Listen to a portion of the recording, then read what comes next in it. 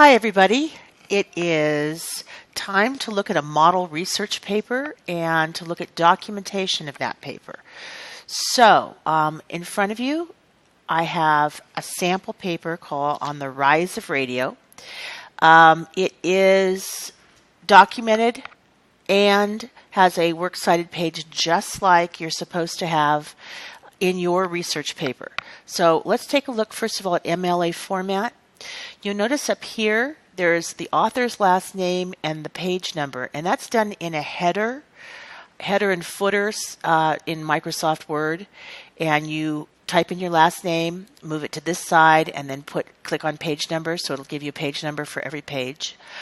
You also notice that on the left there is author's name, your name. This would be Miss Frazier, period 4 or period 2, whatever period we have, English 4, period 2. Actually, you just put Miss Frazier, and then that's the English 4, period 2, and then the date. And you notice that there's this European style of giving the date. You don't have to worry too much about that. I'm not going to mark you down, but some people might. You'll notice also that the entire paper is double-spaced. So here we have a completely double-spaced paper all the way down.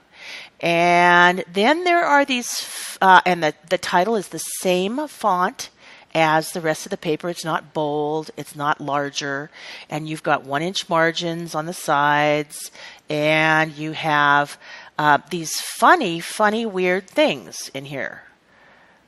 And what these are called parenthetical documentation. It sounds like a big fancy word, but it's the author's last name and the page number of where this information came from right before it in parentheses. And you'll notice there's also a period right at the end, not before where the sentence ends. So let's go on to the next page, and I'll show you some more about parenthetical documentation and MLA format. All right, so in this page here, we have a couple things. A quick reference, if you're talking about somebody who's a famous person or a writer or anybody like that, the first time you mention them, you write their first name, and then after that, just their last name. So you would not refer to this person as Lee. It'd be DeForest. Again, there's some information here about a live performance by famed Italian tenor Enrico Caruso, and this was found in a book by Yenne, Y-E-N-N-E, on page 77, and you'll see that it has a period at the end. You'll notice that this is not a direct quote. This is paraphrased information. You still have to give it a citation at the end. And you'll see these throughout. Here's one, Gelman, page 80. Here's one, Baker. Now this one's kind of interesting because this one by Baker, notice that in this citation there's no page number here because it's a web page and there aren't pages on that web page. So we keep going through the paper, and I'll show you a few more examples of parenthetical documentation. Let me get rid of all these marks. Junk. All right, so again, here's one, Henderson 44, and this one actually has a quote blended into it. So radio reached into, quote, once dreary homes, reducing the isolation of the hinterlands and leveling class distinctions, unquote, right there, and then parentheses, Henderson 44 and the period. Notice how they blend this together. Radio reached into, and then the quote, once dreary. So there's a blending and integrating of the quote into the writing. It's not just stuck in there.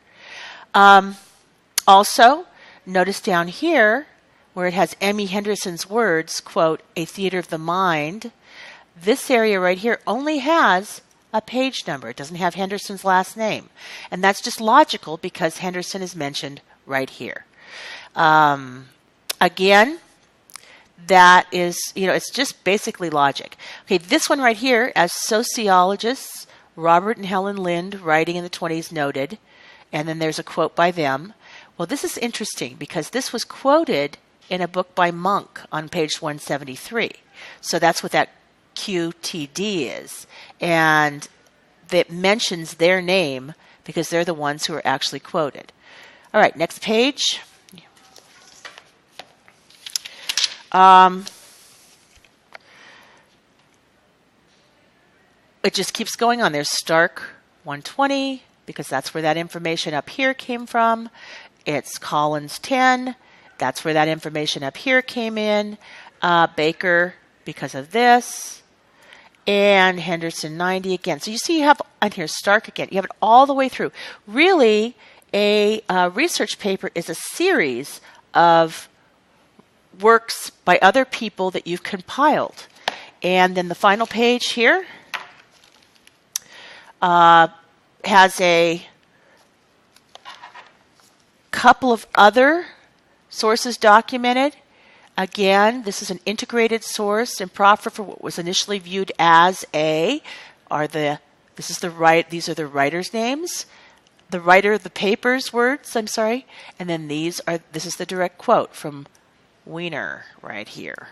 Okay, so if you wanted to, you can go back and read the paper. It has a lot of continuity. The paper is very clear. It's got a clear thesis statement. You could back up and just read the paper that I've been drawing all over if you wanted to. But the final pièce de résistance is the Works Cited page. Yay! And this is done very specifically. There's a lot of things to remember. You say Works Cited at the top. You have, what order is that? Why, that would be alphabetical order, Miss Frazier. And remember those names, Yene, Wiener, Stark, Radio. All of this is in our parentheses. Also, if there's no last name of an author, you'd put in radio as the word in the parentheses. But you can see all of these sources are documented, and there's this crazy little thing called reverse indentation. And this you do by using the hanging paragraph. You highlight the whole thing, and use the hanging paragraph in the Microsoft Word program. And it'll give you this, stuff sticking out kind of thing. I'm really making a mess of this page. Let me erase this. So it will give you these indented second and third lines instead of the first line. The other thing to know about this, and I'll just write it right on here, there are a couple of great free websites you can go to help you document your sources. One is easybib.com, and the other one is Citation Machine. Now, they charge people to do MLA documentation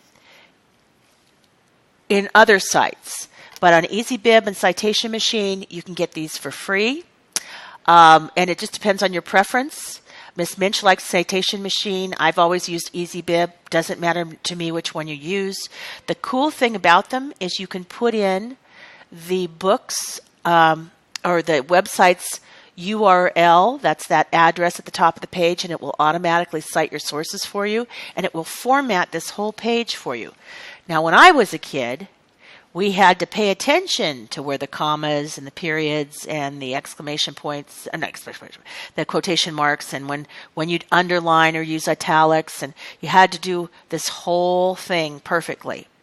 But now you can get one of these programs to actually do that thinking for you.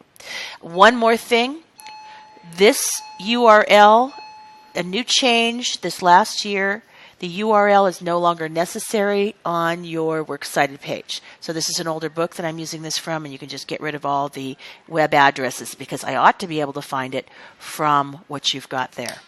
So this concludes my session on doing a Works Cited page in parenthetical documentation. I hope that worked out for you.